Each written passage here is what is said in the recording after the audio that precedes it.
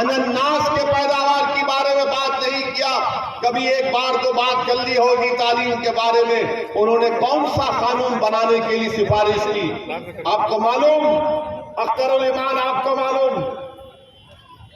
कौन सा बिल दिया? उन्होंने सरकार से इस बात का मुतालबा किया कि जो जानवरों को मारता है उस पर और सजा बढ़ा दी जाए। ये कानून आपके मौजूदा एमपी साहब ने पार्लियामेंट में दिया, वेबसाइट पर जाकर देखो। मैं पूछना चाह रहा हूं डॉक्टर साहब, जो जानवरों को मारता है उस पर सजा बढ़ा दी जाए, तो बताओ जो सीमांचल की जनता से 6 साल 8 साल नहीं 50 साल से धोखा दे रहा, उस पर क्या कानून लागू होना, बताओ मुझे। हटा देना चाहिए।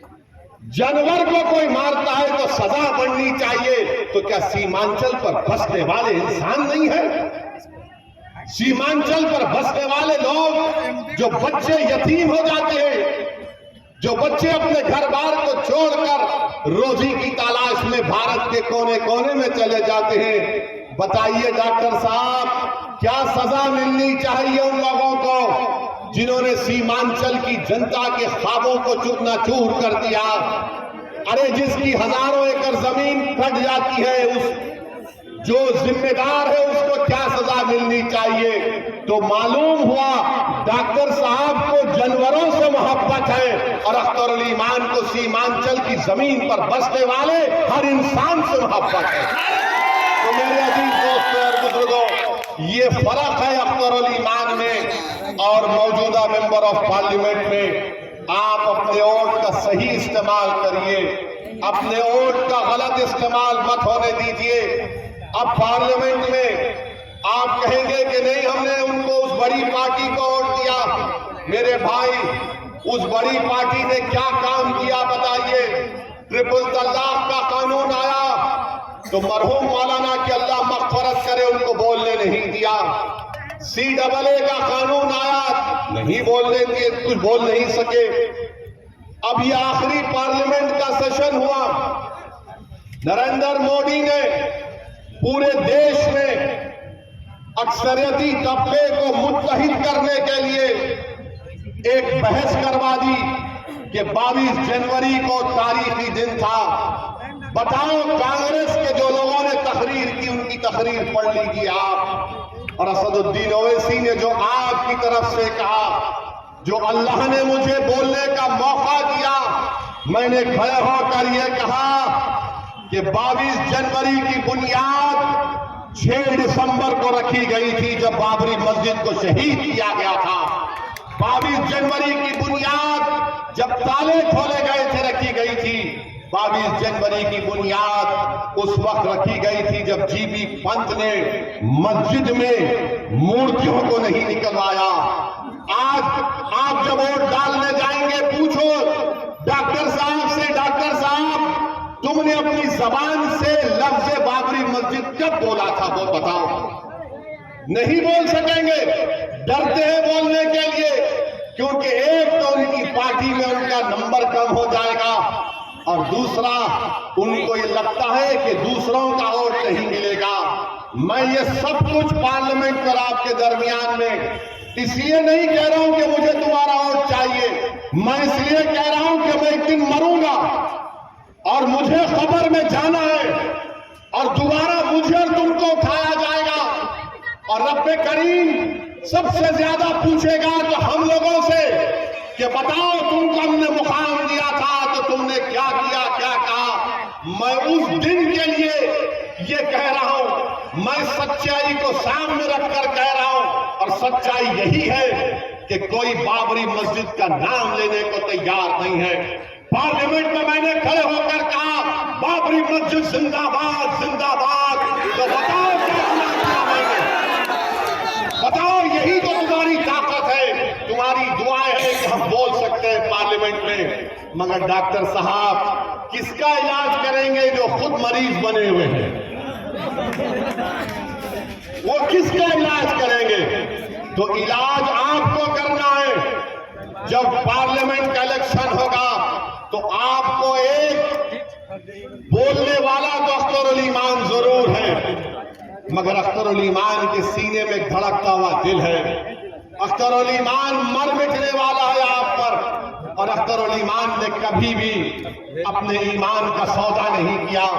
और अगर आप हैदराबाद, औरंगाबाद और किशनगंज से और दीगर पार्लिमानी हलकों से जहां मजलिस अपने उम्मीदवार खड़ा करने का सोच रही है, अगर हमारे एमपी कामयाब होकर भारत की पार्लियामेंट में जाएंगे, आप देख रहे हैं कि मैं और इम्तियाज जलील साहब ने सबसे ज्यादा सवालात किए, सबसे ज्यादा सवालात। अगर अख्तरुल ईमान को आप कामयाब करके यहां का अपना एमपी बनाकर भेजाएंगे, मैं आपसे वादा कर रहा हूं कि लोग कहेंगे कि हाँ, अख्तरुल ईमान ने तारीख दोहरा दी और तस्लीमुद्दीन साहब मरहूम की याद ताजा कर दी।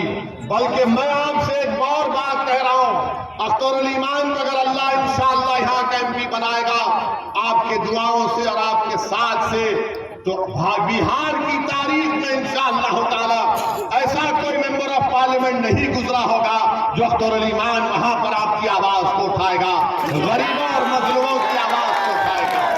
मेरे भाई, जमहूरियत में पूछने की जरूरत पड़ती है। कोई अगर पार्लियामेंट जाता है तो सिर्फ पार्लियामेंट की बड़ी बिल्डिंग को देखकर खुश होने के लिए नहीं जाता। अगर मैं एमपी बनकर हैदराबाद की आवाम ने मुझे 4 मरतबा भिजाया तो इसलिए नहीं भिजाया कि असदुद्दीन ओवैसी बड़ी इमारत को देखकर बैठ जाए। आवाम ने हमको इसलिए भिजाया कि जब कभी भी कोई नाइंसाफी होगी तुम उठो और हमारी आवाज को बयान करो। जब कोई कानून बनेगा शरीयत के खिलाफ, तुम खड़े होकर उसकी धज्जियां उड़ा दो आईन को सामने रखकर।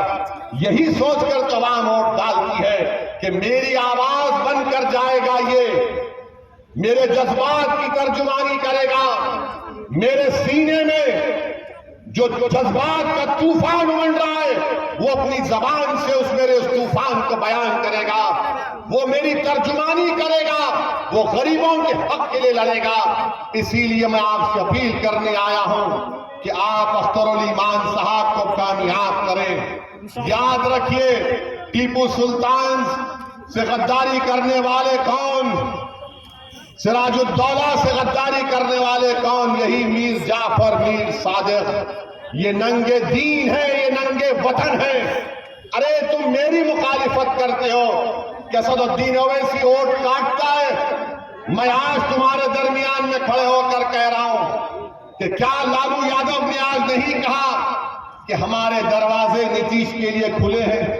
लालू जी, आपका घर तो उड़ गया, अब कौन सा दरवाजा खोलेंगे नीतीश के लिए आप? मुझ पर इल्जाम लगाने वालों, अगर आज मैं डगरवा में खड़े होकर कह दूं कि लालू ने मोदी से सेटिंग की, लालू ने मोदी से बातचीत करके नीतीश को और आरएसएस को बिहार के हवाले कर दिया, बताओ क्या जवाब दोगे उसका? तुम समझते हो कि जबान सिर्फ तुम्हारे मुंह में है? अरे जबान तुम्हारे पास होगी जो बिखी हुई है। मगर मैं आज कह रहा हूं कि क्या तेजस्वी और लालू जिम्मेदार नहीं है बिहार में बीजेपी को लाने के लिए? बताओ आप। अगर हम चुनाव लड़े तो वैसी वोट काट रहा है। आप नीतीश को, एक बार नीतीश ने आपको धोखा दिया, आपने फिर उसको साथ दिया, दूसरी मर्तबा आपने बीजेपी को सत्ता दे दी, इख्तियार दे दिया। और मैं चुनाव लड़ता हूं, सीमांचल की इंसाफ की बात करता हूं, मैं मुजरिम हो जाता हूं। ये सत्ता में बैठकर मलाई खा लेते हैं, पैसे कमाते हैं, म्यूटेशन के नाम पर 20-20 हजार रुपए रिश्वत ली जाती है, मगर कोई उंगली नहीं उठाता। बीजेपी अगर आज सत्ता में है बिहार में तो तेजस्वी और लालू यादव की वजह से है, ओवैसी की वजह नहीं है। बताओ फिर क्यों नहीं कहा जाता इस बात को मेरे भाई? इसलिए नहीं कहा जाता कि उनका नाम तेजस्वी है, मेरा नाम ओवैसी है। उनका नाम लालू यादव है, मेरा नाम असदुद्दीन ओवैसी है। नीतीश ने पटना में बड़े बड़े मुसलमान लोगों को बुलाते थे हर महीना, बुलाकर मीटिंग करके बोलते हैदराबाद से शेरवानी आ रही है, दूर रहिए, दूर रहिए, दूर रहिए। अब हम पूछना चाह रहे हैं, वो जो मुसलमान जाकर नीतीश के पास बैठकर चाय करी पफ खाते थे, अब बोलो तुम्हारी जबान क्यों बंद है? एक मौलाना थे, उन्होंने क्या कह दिया, क्या कहा उन्हें कि हम तो बेताब है नीतीश पूरे मुल्क की क़यादत करे। मौलाना अब अपनी जबान क्यों नहीं खोल रहे? आप खोलो अपनी जबान को।